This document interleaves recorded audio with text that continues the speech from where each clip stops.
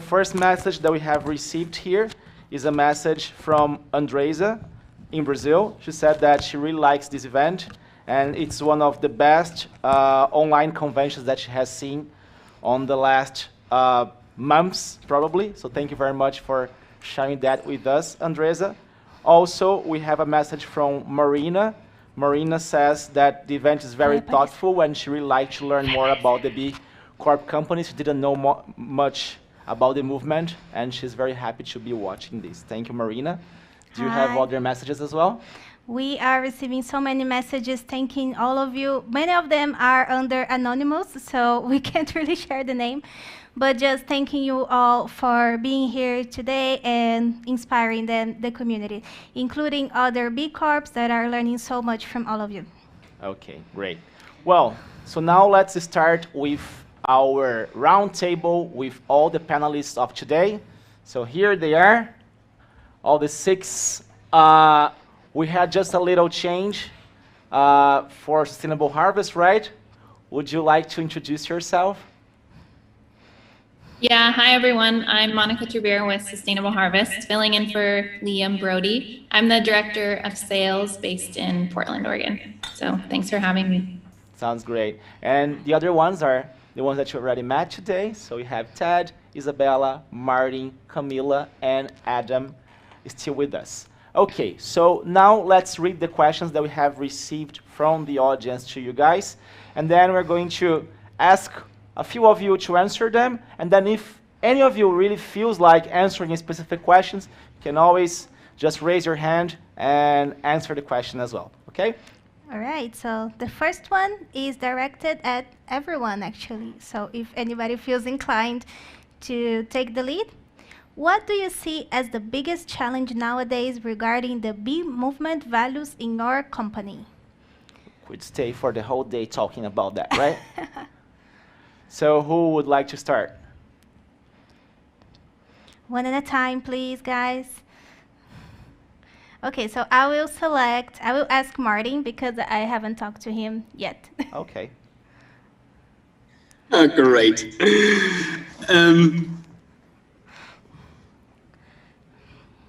It's difficult, to be honest. Let me just pick one, which is also, let's say, a general one and maybe one which draws attention. I find it quite difficult when it comes to, for example, leadership positions and diversity, in the sense that, I don't know, discussion, we can of course go 2 more hours or stuff like this, but if you have a certain culture, which we believe we have, where it doesn't matter, and it's definitely, I don't know how the ratio is right now, this is not something which is super on the male side or the other way around. But when it comes to leadership positions, it's always very difficult because it develops over time, builds trust. And if you don't, so yeah, for me, it's difficult to handle it because we are basically 2 more or less male leading guys. And there is maybe a 3rd person, which is also partially in a leading role, but that's it. And I'm missing that kind of, yeah. It's maybe not the biggest challenge, but it's one. Makes sense. Isabella has raised her hand. You can also share your thoughts, Isa. Yes, I'd like to take this opportunity to share with you all some challenges and maybe some reflections.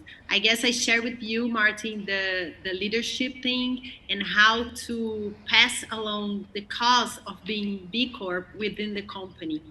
And especially in our case, as a farmer, my perception of sustainability and ethical principles and certain commitments are really different from the ones that are in the field.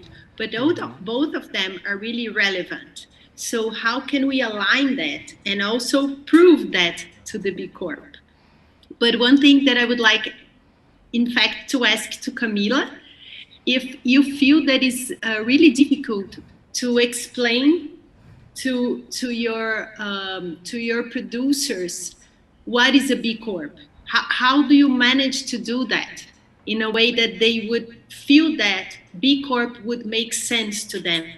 Not just because someone is telling me to do, but how did you manage to talk to them in order that made sense?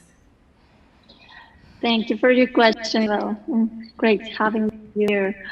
Well, it's a great question. I think we haven't done it yet because we just certified in February, and as part of the process, what we did basically was like a very internal process with the company with a multifunctional like table to assess, to develop the assessment. And once we certify, one of the conversations that we have been carrying around is how we are gonna take this B Corp certificate through the whole value chain. And to be completely honest, because I think that's part of being a B Corp, we haven't come that yet. I think we are just in the process of passing on this message from those who were in the certificate process and from the CEO and the board of directors down to the whole business. When I was listening to you, I was thinking she's so all right, because for example, in our case, we have like 2,000, a little bit more if we consider the whole employees around the world that are at the front of the consumers. And our big challenge is to make them feel, believe, and behave as a B Corp employee. So I think we are still in that process. I have the right question yet, but we acknowledge and we do know that it's a huge challenge that we have to face, and we have to find a way to embrace the whole value chain into this B Corp soul. I led an invitation that we can discover this together, because it's our challenge as well. We've been trying certain tools, but as a B Corp, we could exchange our learning process within that, because I think it's going to be really helpful, and we can find the shortcut for that, right? So let's work together, right? Thank you. Sounds great. Well, we actually have another question for Camila and Isabella. As B Corps, Camila and Isabella, at origin countries, how do you see the B movement as the B values in your countries?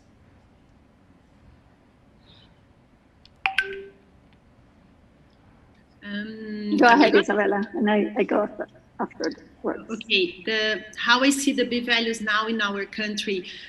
The B movement started here in 2014, and it was growing, let's say not slowly, but in the beginning. But since the pandemic, unfortunately, the curiosity and the search for B Corp has grown a lot.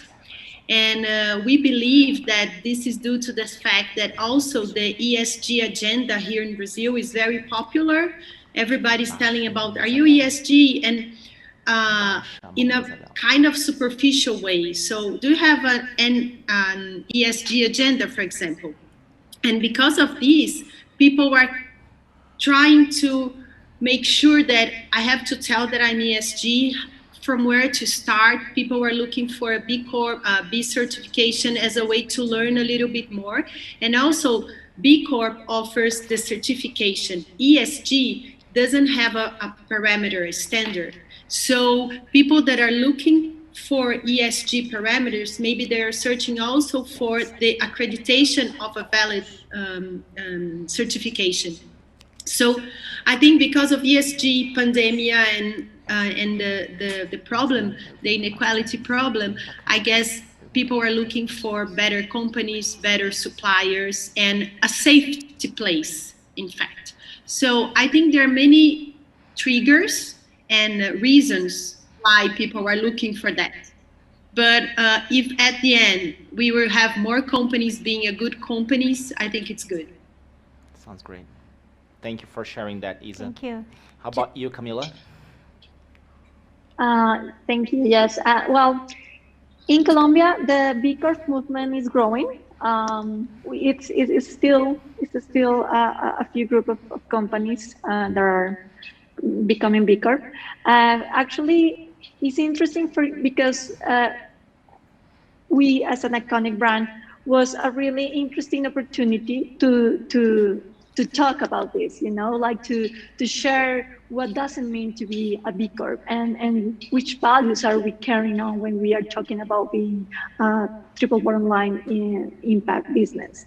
And I think definitely as Isabel said, with this pandemic situation, the social issues are becoming more evident for consumers, for example, and that part was positive in the middle of the drama that all this has carried on. But I will say that there are two things that are important. One is that the movement is growing. People are starting to realize that this is important, and they are understanding and identifying for the first time this B Corp certificate as a way of proving this, that we are doing right, that we are being transparent and everything, because many people didn't even know about it.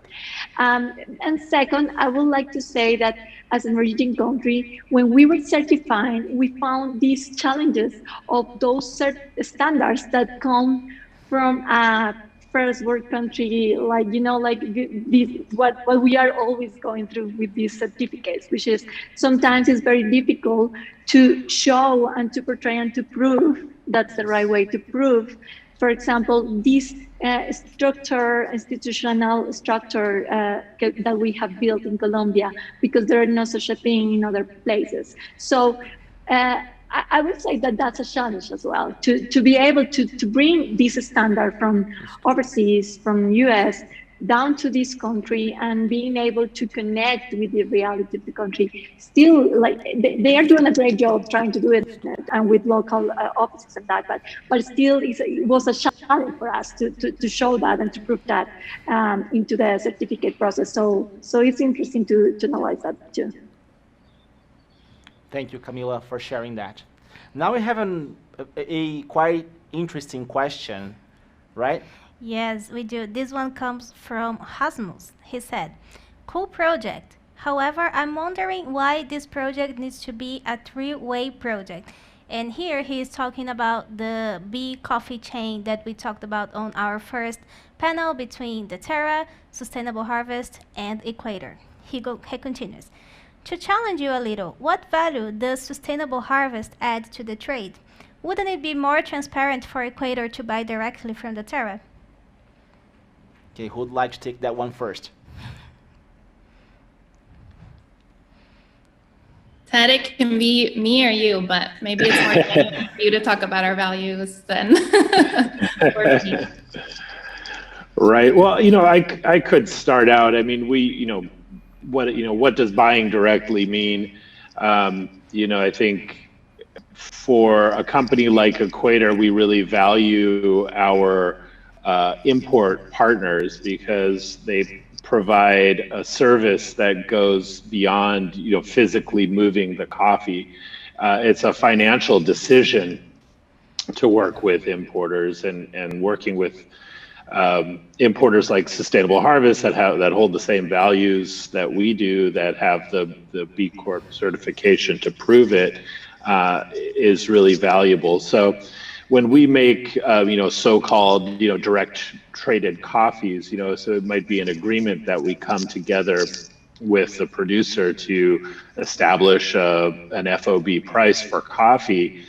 We then engage an import partner to move the coffee for us, and more importantly, provide financial services to mitigate our risk and offset or cash flow needs. So even when the coffee lands on U.S. soil, we may acquire the coffee over many months, and it's that service that the importer provides. So they're not just this faceless company that is skimming profit off of the backs of the producer, but they're providing a genuinely valuable service, whether it's a directly agreed upon price between the roaster and the producer or not.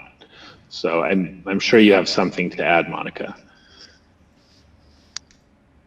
Yeah, and thanks for setting that up. As Ted mentioned, in many ways, importers can just be a middleman or someone who's in the middle of the supply chain moving coffee from point A to point B. But our ethos at Sustainable Harvest is relationship coffee. And so that can be direct trade by one definition, but it's really just bringing everyone to the table to have a conversation. So we're not there to impede the relationship between Equator and Daterra. It's really to facilitate and offer a service to the roaster and to the supplier as well of that financing component, which is huge. And then I would also add that when you have a bee supply chain and money is being exchanged between B Corps, you know the impact is exponential in that way. So yes, we're an importer. There are plenty of people who can offer import services, but we're proving that we can be an importer with a model that goes to add value beyond just moving coffee. And it also speaks to the experience that our employees have or that our customers have. So it's really creating a business ecosystem that's more beneficial than the service we provide. Sounds great. Anything to add, Isabella? Yeah, I think from the farmer perspective, it's also good to say that a couple of years ago, the concept of direct trade was really in fashion, and most people were saying, no, you should go straight to the farm because that would give traceability, that would give the chance for the roaster or the end of the chain be in contact direct with the farm. And what I would like to point is that it's not because you have an importer that this won't happen. And I think that Daterra has different types of relationship, but all of them with full of respect. So we have relationship, for example, straight to Martin from Coffee Circle. And he's a roaster, he's a retailer, and it doesn't mean that we don't have with an importer. The same thing with Sustainable Harvest, Equator. So it's very subtle, the difference between, say, isn't it better to go straight without a middleman or a middle person, and just using it as a logistic. In our case, we believe that all the actors that are in the supply chain are part of relationship equation. And we value a lot that. We believe that a good importer will make this connection so well that will seem to be a direct trade as well. So from a farmer, we really believe in this chain. Sounds great. Thank you for that. There is a question that I think that Adam should answer, because you mentioned something about that in our last talk. So this is from Nancy in the USA. Nancy is asking how you managed to increase your score on the B Corp assessment. You mentioned, Adam, that you had an increase from 83 from when you started to 109, I think, in your last assessment. So maybe if you could start sharing your ideas to do that. Yeah, it's been a big topic for us, and basically what I mentioned that we like to use, or what I found most useful when I started to understand what a B Corp, what becoming a B Corp would mean, is that there was, and to my mind still is not, a better set of best practices to use for creating a more sustainable business model. You know, when I started doing this type of work here at Reunion, I was cobbling things together as best I could from, you know, reading articles, talking to peers, you know, trying just to make the best decisions based on what I knew and studied and researched. And then when I found B Corp, you know, the first time, like I said, we went through it, we obviously scored well enough to get in, and you know, that just kind of, it took off from there because we were involved in the community. I was going to the conferences, I was talking to other B Corps, learning what they were doing. But also the first time I ever did it, I took just a ton of notes on every little thing, and didn't do it, the intention wasn't just to run up our score. that's a pretty cynical way of looking at B Corp. Like there's no benefit to having a 109 versus the 84 that we had at the start. We all use the same B logo on our bags of coffee and our websites. The value there was just figuring out really great things to be doing within our business. And so, I can recall from our first assessment, we really prided ourselves, thought we were a great employer. I don't think we were a bad one, but when we were employment side of things, the human resource side of things was lower than the average B Corp. So we took it to task and we looked at that section of the assessment and just took all of the things that we saw as great ideas and things that obviously worked because B Corp's done work in the background to figure out what kind of actions have impact. So I would say it's kind of like working through the system is the best way to describe it. It's just, the B Corp assessment's it's rigorous and it's got there's a lot of meat on that bone. So we just kind of picked away at it as best we could. And I don't know what our score will do. I also mentioned in our talk, the last year obviously has been tough on our business and that side of things has not been the focus. I don't know what that'll do to our score. I'm very curious to see. We've maintained everything. We haven't stopped doing anything, but we certainly haven't continued on the progressive track that we were on before because we've just had to divert resources to survival. So yeah, it's a process, and I think events like this and just learning from your fellow B Corps and businesses that are doing well, there's no shame. No one needs to be an expert on this. Just because they do a little bit of research. It's a community. It really truly is. And once you're inside of it, you start to see that just even more. Sounds great. Thanks for sharing that. Anyone else would like to pick that question to answer? Anyone that has also increased scores over time? Maybe I can add something. We have decreased our score over time. So maybe something Adam still has in front of him. The reason is we have very different conditions from continent to continent, from country to country. When we first time did the certification, it was an intern who brought it. He studied in Stanford and brought it back to us. No one knew it, and it was for the American market. Just because we have by law an insurance for every employee gave us high scores everywhere.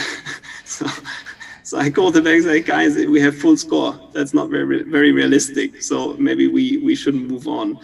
And now it's much lower and it keeps changing. So I think it's as Adam said, not necessarily highest score means you're better or worse. Because it also makes a difference if you're a consulting company or if you're fully integrated producing and even maybe trading unit. So we have this 80, and I think we have a community, and we have a very detailed questionnaire where we can pick stuff where we believe, okay, it will make us better, and it fits to our philosophy and it fits to our values. But not because of the points. So I think for us at least, that's the value of the B Corp system. That's great. I think Isabella and Monica also raised their hands. I also share this with you, Martin. We had lowered our score in the recertification, and I was really, really pissed with that. But but it's good, because it makes you feel so I said, why? Because from 2016 to 2019, the requirements got more difficult. And from one side, you say, oh, it's too hard, it's too difficult. And especially for us, we have a problem that because it's kind of an international certification, there are certain criteria that when applied to a farm in Brazil, it's really complicated, like legislation, labor laws, and all that. But the good part is that from one side you say it has to be strict and hard because you don't have people going to the farm to audit that, So if they don't make it hard, then after a while, the certification will have its credibility decreased as well, and we don't want that.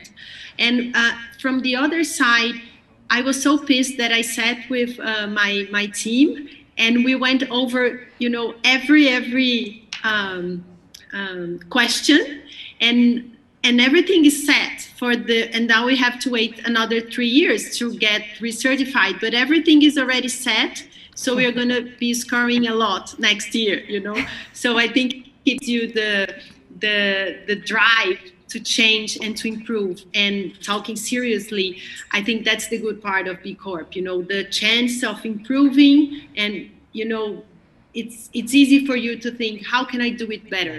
Yeah, and I think that's the good essence of that. Yeah, I think that going through this process also allows you to look to your operations through through different lenses, and then be humble enough to admit that you can be better and do better. So it's great. So Monica, can you share your thoughts as well? Yeah, so I was just gonna add, so previous to Sustainable Harvest, I worked for another B Corp company called Nossa Familia, and they're a coffee roaster. And when I started working there, they were not certified. So I was there for the process of certification, and it ended up taking, I think, about a year and a half. I'm not sure if I'm overstating that, but what really happened is they had to take a look at, where they were getting electricity from, who was supplying their towels, how much milk were they using versus plant-based milks. And so it was this amazing framework for a company to have questions asked of them that they might not have known to ask themselves. And then it gave them the opportunity to put plans in place. And it's not necessarily immediate, but over time, they're really able to say, okay, what's really important to us? Are we really a company that cares about recycling and composting? Because right now we're scoring pretty low in these categories. And so it's a great tool for self-improvement, but the lift that roasters have as people who are selling products and dealing directly with consumers, there's a lot more waste, a lot more transportation, there's more implications. And so from the producing side as well, it's really a challenge, and looking at that score and thinking of ways to improve it is a complex puzzle to solve. So sounds great. Adam? Yeah. Yeah, sorry, I just wanted to add one more thing. I totally forgot. The biggest reason that our score went up so much was actually because when the first 2 times we went through, we went from 84 to 96 to 109. The first 2 times we went through, Rainforest Alliance certified coffee was not included. Rainforest Alliance had the certification of it itself was not, they hadn't been verified by B Corp.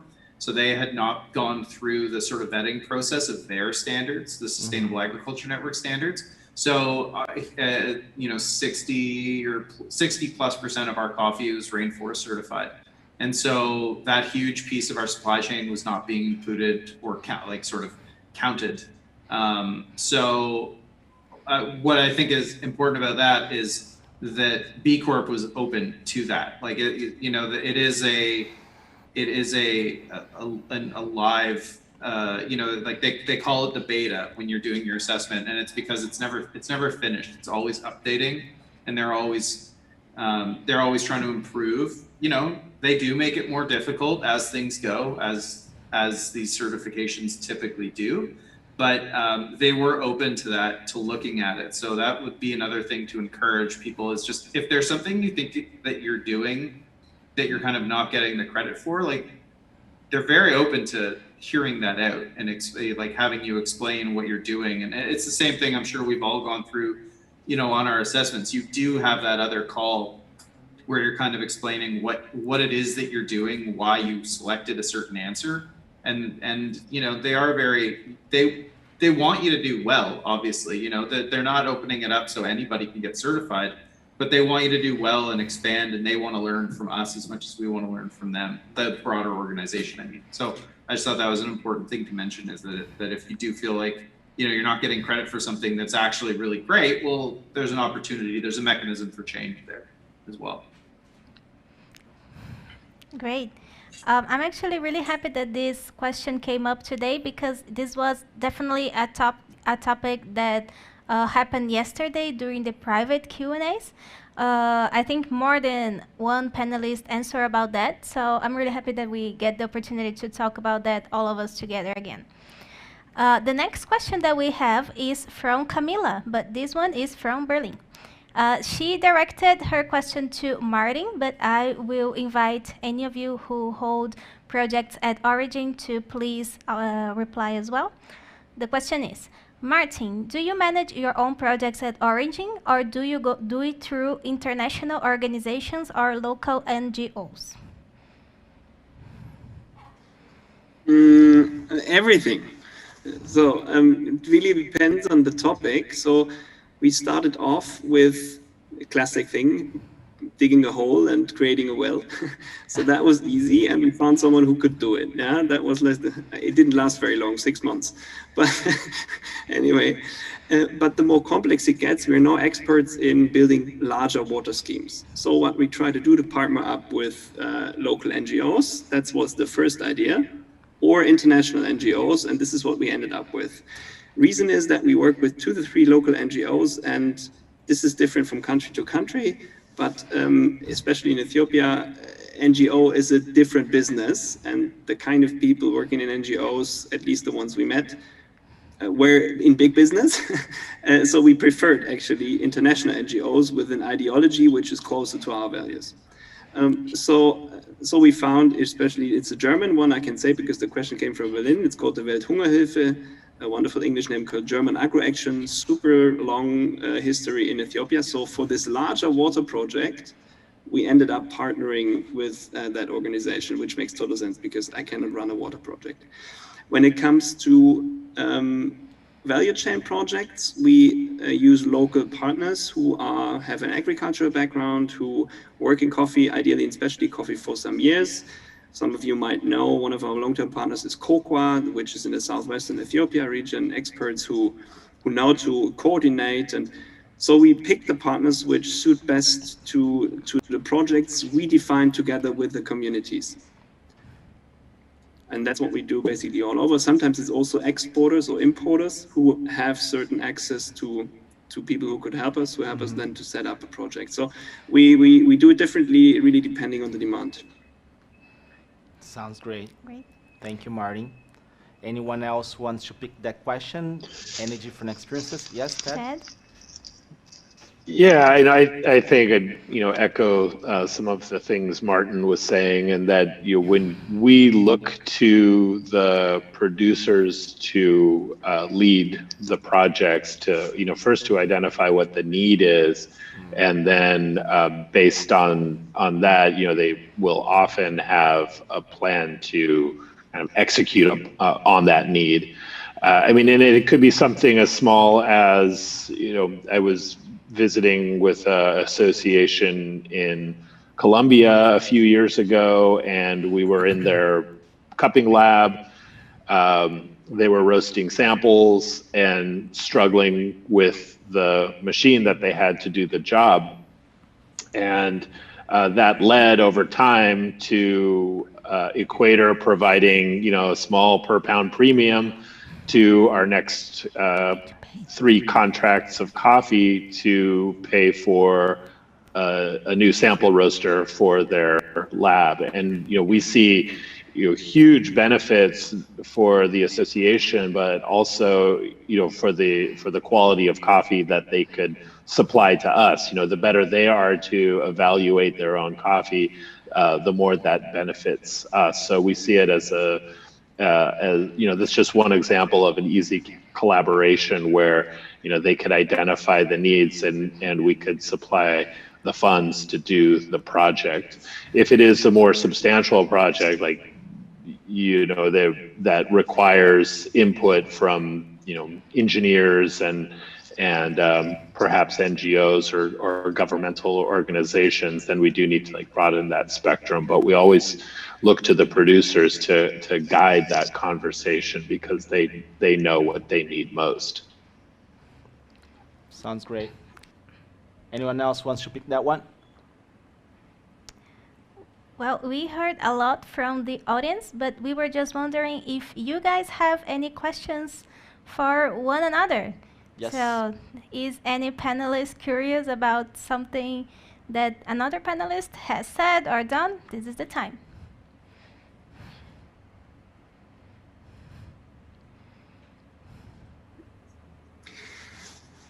Where are you guys involved? Is it mainly Latin, South Americas, or is it there also Asia, maybe someone, or Africa? So talking about, I mean, a sustainable harvest apparently, but from the roasters maybe. Yeah. So in terms of where we source from. Yeah. Yeah. So we source from Latin America primarily. That's where our company started. So that's where we're strongest and where most of our staff is. But we also have a presence in East Africa as well. And we're expanding our reach there, but we have staff based in Rwanda currently. We have an office in the UK, in London. That's more of a sales office. We acquired Twin Trading about a year and a half ago now, and so their team works with us, and that's where we really inherited the expertise on the Africa sourcing side of things. And then we are newly engaged in new projects throughout Southeast Asia as well. So really excited about some relationships we have in Java and Indonesia. So I think I covered that, but Sounds great. But most people work remotely. And so it was interesting during the pandemic to realize how well set up we were to do this kind of work. As like we really miss the exchange and the travel, because I think that's what we live off of as coffee people. But learning how to cup and calibrate from a distance. But we actually signed on with Zoom about 6 months before the pandemic, I think. So we had a head start on how to do these things. I bet. We miss a lot the traveling and receiving people at the farm. It's been our second year, right? So we said that I think that's one of the triggers that pushes us to make this event. We needed, when we wanted so much to exchanging knowledge and expectations about being a B Corp. And then we said, we have to get together. We don't know when this pandemic will end. We don't know when Brazil will be welcome in other countries. So let's try to do it, virtually. So I hope you like it, but I really hope that we can once do it together in the farm or in Africa, in US, in Europe, wherever it feels more comfortable and easier to go. Sounds great. Right, Gabriel and Juliana. Any other questions from you guys, one other? No? We have another question that just came in from Eduardo. He said, please, tips on how to become a B certified company. Tips, yeah. Resilience.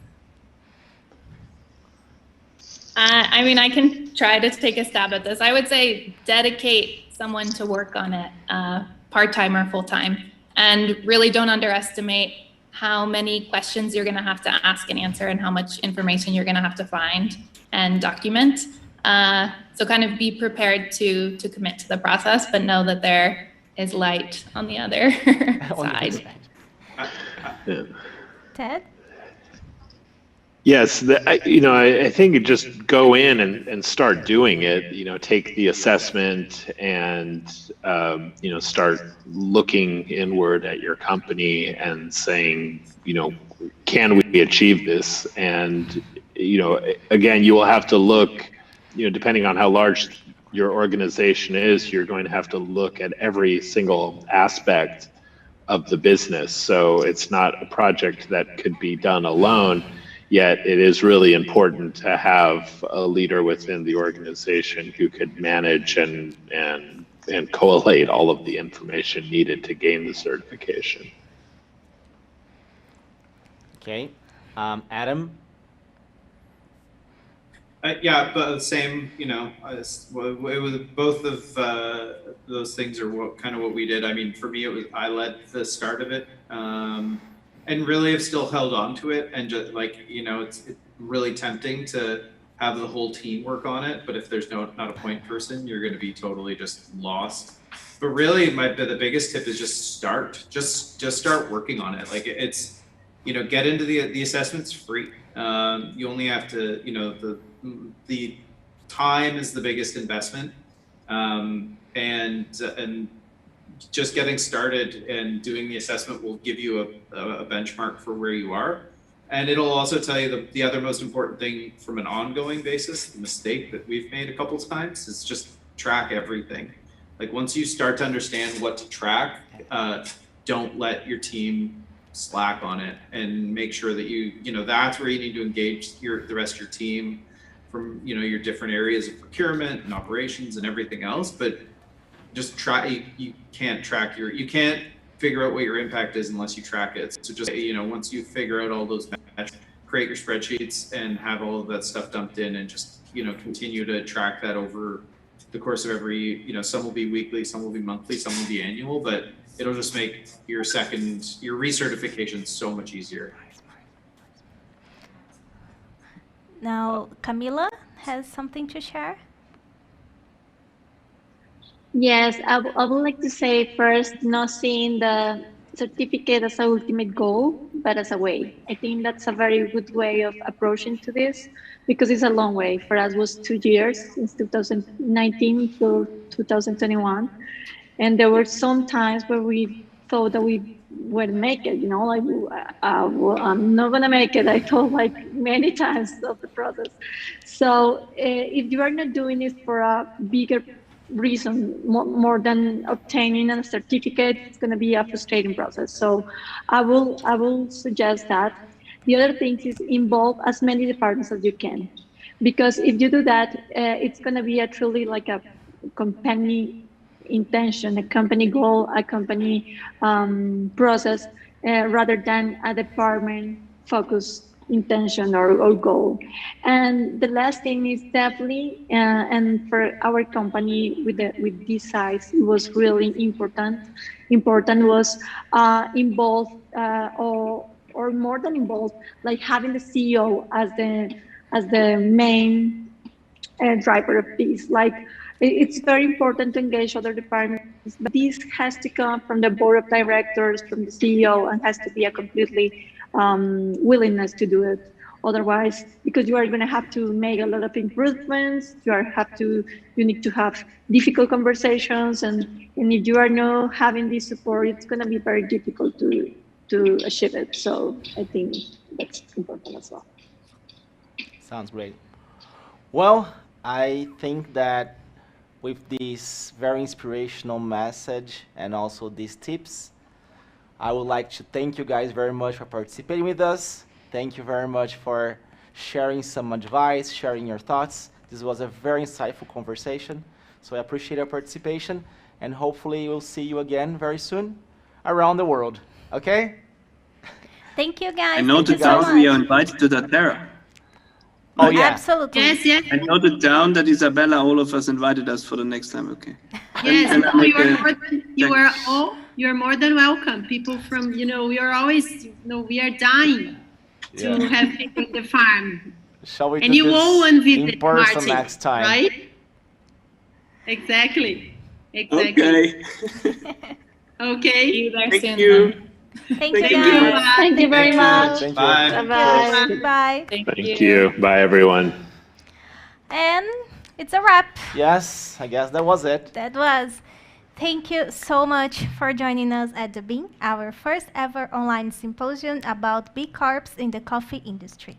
Our goal with this event was to really promote conversations and share inspiration across the coffee industry.